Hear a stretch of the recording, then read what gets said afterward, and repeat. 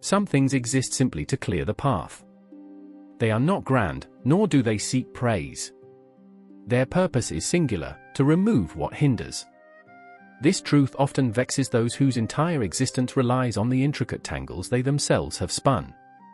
They prefer the circuitous route, the obfuscated truth, for within that very obscurity lies their leverage, their petty reign.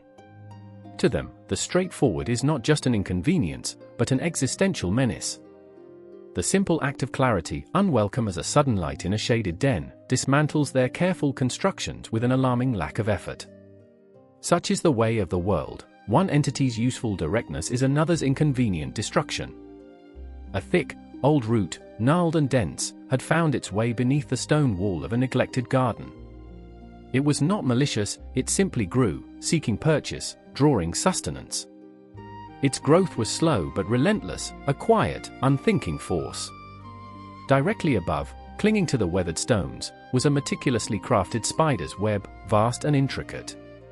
The spider, a creature of patience and deliberate architecture, had spent weeks upon this masterpiece. Every silk strand was placed with cunning, designed to catch not just flies, but the unwary beetle, the confused moth, ensnaring them in a delicate, deadly embrace. The root, in its steady expansion, began to nudge at the wall. A single pebble dislodged, then another. The wall, already ancient, groaned under the subtle pressure. The spider felt the vibrations, a tremor through its silken network. It skittered out, legs trembling, surveying the disruption. "What insolence is this?" the spider hissed, its tiny voice sharp with indignation. "My home, my livelihood, meticulously constructed, now trembles because of your crude thrusting." The root, incapable of speech, merely continued its slow, inexorable work. It cracked a deeper fissure in the mortar. Another stone shifted, sending a cascade of smaller debris onto the outer strands of the web. A main anchor line snapped, and the entire structure sagged visibly. "Do you not comprehend the elegance of my design?" the spider shrieked, darting forward, attempting to reinforce a failing section. "This is a system.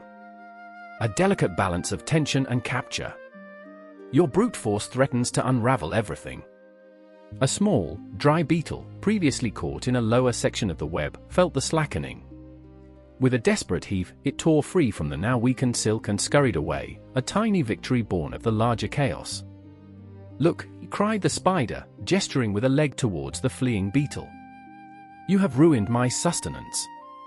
What purpose does this serve, this blind, mindless expansion?" The root offered no reply.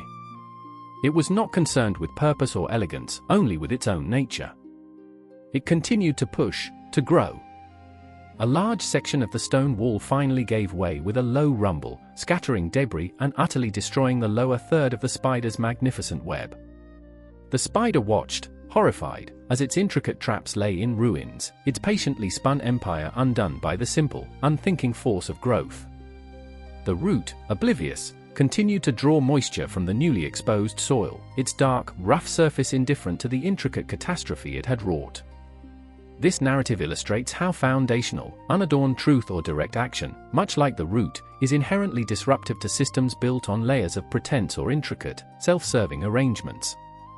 The spider, representing those who thrive on complexity and the manipulation of intricate systems, view simplicity as a destructive force.